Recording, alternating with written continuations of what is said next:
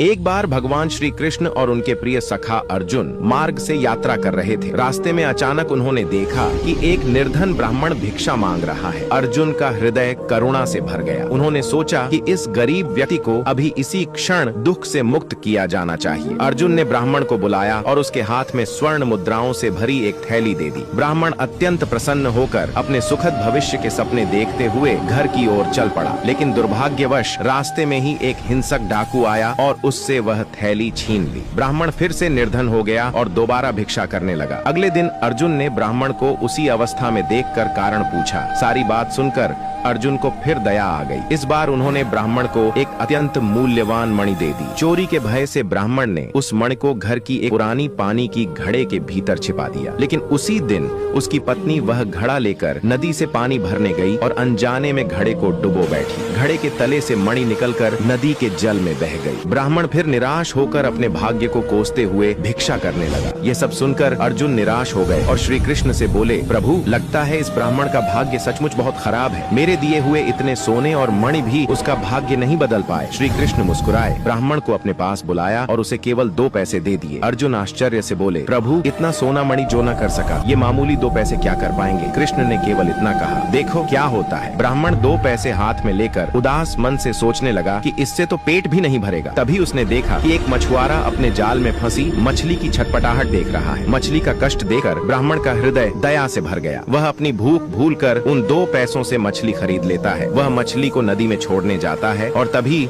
एक चमत्कार हो जाता है। मछली जैसे ही जल में मुक्त होती है, उसके मुंह से वही खोई हुई मूल्यवान मणि बाहर निकल आती है। ब्राह्मण आनंद से चिल्ला उठता है, मिल गई, मिल गई। उसी समय वहाँ से वही डाकू गुजर रहा था जिसने सोना चुराया था। ब्राह्मण की आवाज सुनकर वह डर गया कि कहीं उसके विरुद्ध राज दरबार में शिकायत तो नहीं हो रही। भयभीत होकर वह ब्राह्मण के पैरों में गिर पड़ा और चुराया हुआ सारा सोना लौटा दिया। अर्जुन यह देखकर स्तब्ध रह गए। तब कृष्ण ने मुस्कुराते हुए अर्जुन से कहा, हे अर्जुन, जब तुमने उसे अपार धन दिया था तब वह स्वार्थ में केवल अपने सुख के बारे में सोच रहा था। लेकिन जब मैंने उसे केवल 2 पैसे दिए तब उसने उनसे किसी अन्य प्राणी के दुख को दूर किया। सत्य यह है कि जब तुम किसी और के कल्याण के लिए कार्य करते हो तब तुम ईश्वर का कार्य करते हो और तब ईश्वर स्वयं तुम्हारे साथ होते हैं, क्योंकि परोपकार से बड़ा कोई धर्म नहीं। वीडियो